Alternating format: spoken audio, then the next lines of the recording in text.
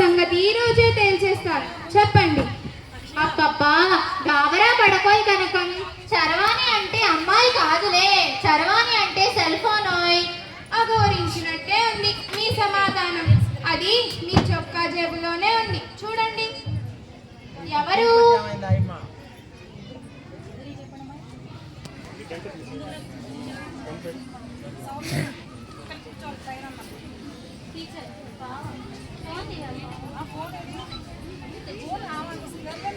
ఎవరు?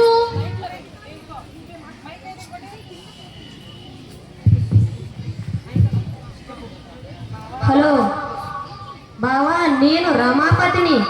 వచ్చే నెల 10వ తారీఖున మన గణపతి గాడి ఉపనయనం చేస్తున్నాం. నువ్వు చెల్లెలు తప్పకుండా రావాలి.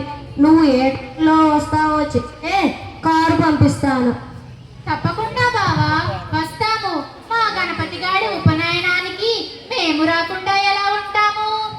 కనకం, ఏమోయ్ కనకం, మీ అన్న కొడుకు గణపతికి ఉపనయనమట, తప్పకుండా రమ్మన్నాడు. మీ భార్యనైన పాపానికి మీ పిచ్చి నాకు సగమంటినది.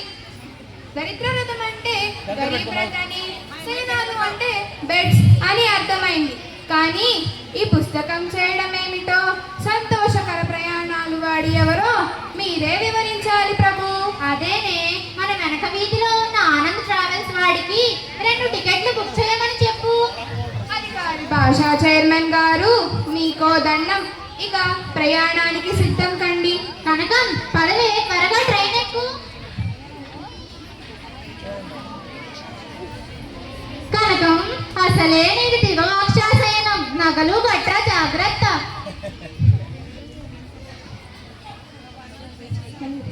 కనకం, అసలే నీది దిగవాక్షాశయనమే, నగలు గట్రా జాగ్రత్త.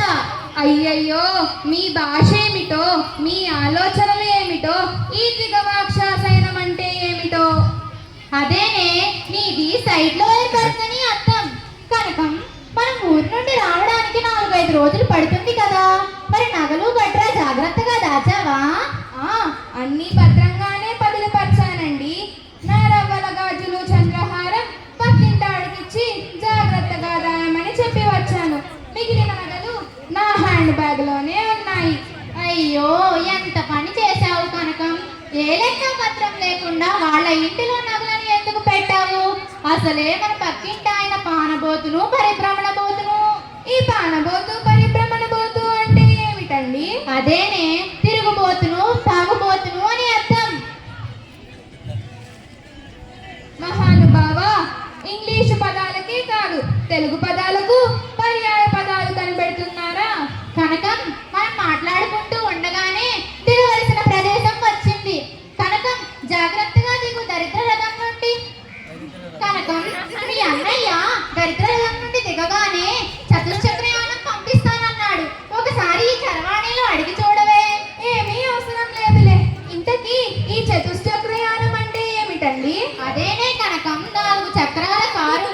కనకం, పద, మనం ఈ త్రిచక్రయానంలో వెళదాము. అమ్మయ్య, జాగ్రత్తగా దిగు కనకం.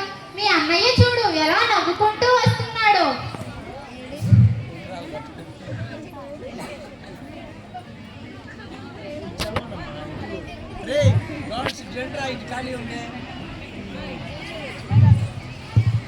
బావగారు రండి, చెల్లెలు గారు స్వాగతం. రండి రండి రండి.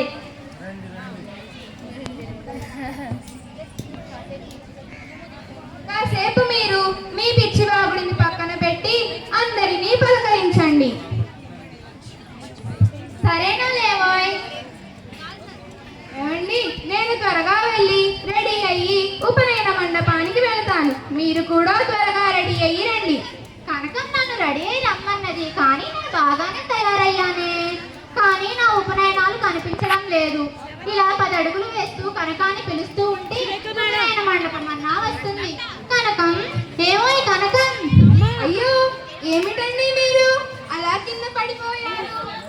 నా ఉపనయనాలు కనిపించకపోయేసరికి కింద పడిపోయానే. అబ్బబ్బా, మీతో చేస్తున్నానండి. మీ ఉపనయనాలు అదేనండి, మీ కళ్ళజోడు మీ చొక్కా జేబులోనే ఉంది, చూసుకోవాలి. ఉప ఉపనయనాలు దగ్గర పెట్టుకోండి, సరిపోతుంది. ఇంతకీ ఉపనయనాలంటే ఏమిటి కనకం? ఉప ఉపనయనాలంటే 2 జతల కళ్ళజోళ్ళు అన్నమాట. ఏమి రామాపతి బావ, మా గణపతి గాడి ఉపనయనంలో నీ ఉపనయనం కూడా పూర్తి చేసేవే, బాగా చమత్కారివే. అందరికీ ధన్యవాదాలు.